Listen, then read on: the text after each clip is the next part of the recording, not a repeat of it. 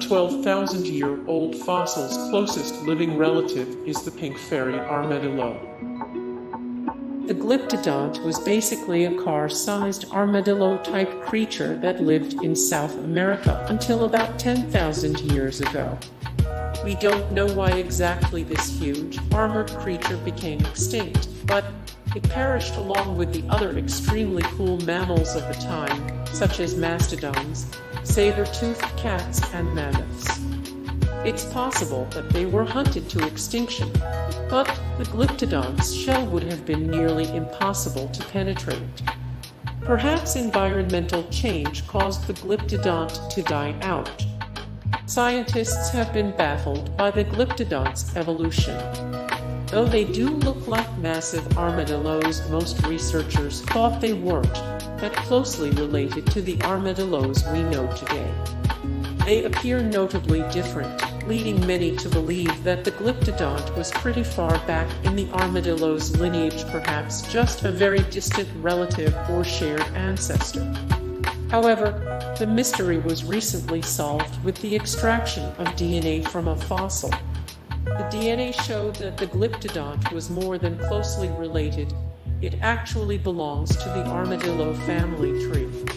And despite their massive size, their closest living relative is the tiny pink fairy armadillo. The pink fairy is the smallest armadillo. There are 21 types of armadillos, which are then further divided into subgroups. There are 6 species of 9-banded armadillos, which are the kind you can find on a Texas highway.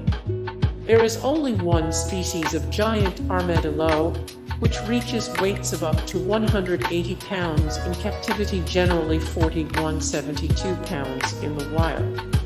There are 3 species of hairy armadillo, which actually does have hair over its shell. It's also known as the screaming armadillo, as it vocally lets you know that it doesn't like being handled. There is 1 species of 6-banded armadillo, and 2 species of 3-banded armadillos which can roll into balls. There are also 4 species of naked-tail armadillos and 1 species of dwarf armadillo. The dwarf, weighing in around 1 to 3 pounds, is still bigger than the pink fairy. The pink fairy is by far the smallest armadillo at 5 inches.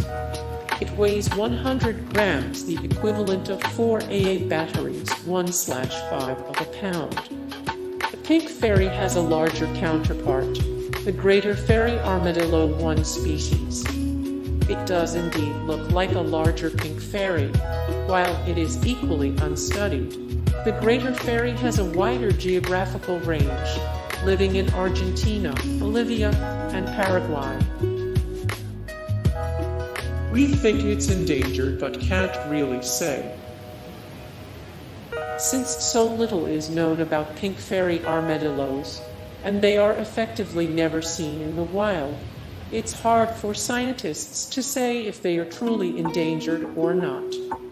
Do we not see them because there aren't many of them left, or do we not see them because they are pros at staying hidden underground?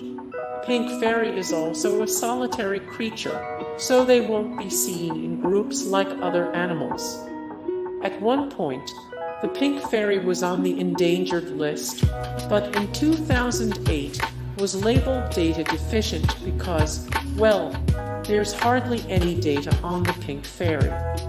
However, you can be sure that farming and pesticides aren't benefiting the pink fairy. Pesticides can kill its food supply, and tractors will destroy its burrows without question. The pink fairy armadillo really hates rain. The pink fairy armadillo is not a fan of rain, and not because it's worried about a bad hair day. Since the pink fairy lives predominantly underground, they can't stay in their burrow if water seeps in. If their fur gets wet, they will be unable to regulate their body temperature.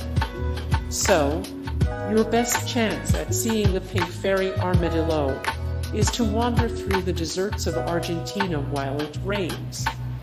Even though the areas where pink fairy armadillos are found don't get much rain per year, about 8 inches, that's still enough to force the pink fairy above ground when it does rain. It has some interesting physical characteristics other than being pink.